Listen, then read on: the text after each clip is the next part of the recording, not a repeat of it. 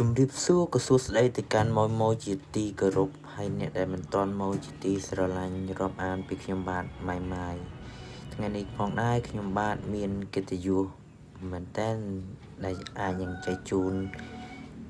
អ្វីដែលខ្លួនចេះអ្វីដែលខ្លួនមានទៅកាន់ម៉ួយឬក៏បងប្អូន fan ជាទីស្រឡាញ់ជាទីរាប់អាននៅខាងហាងខ្ញុំបាទម៉ៃម៉ាយក៏មានទទួលធ្វើអាវដូចជាអាវចុងភៅការអាវសម្អាងការនិងអាវកីឡាផ្សេងមិនថាម្ចាស់ហាងភោជនីយដ្ឋានអ្វីក៏អាចធ្វើបានដែរដើម្បីជាឯកសណ្ឋានឲ្យបុគ្គលិកឬក៏កូនចៅរបស់យើងគាត់ទទួលភ្ញៀវអ្វីដែលកាន់ពិសេសមកអាចតាក់ទងមកខ្ញុំបានខ្ញុំនឹងមានការបញ្ចុះតម្លៃហើយនឹងជាទីប្រឹក្សាសម្រាប់ដែលជឿម្ចាស់អាជីវកម្មផ្សេងនៅដោយក្តីរីករាយនិង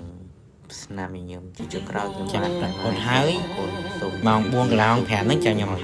ខឲ្យបងមកយកហ្នឹងជួនតែសុខនិងសំណាងល្អគ្រប់ជីវិត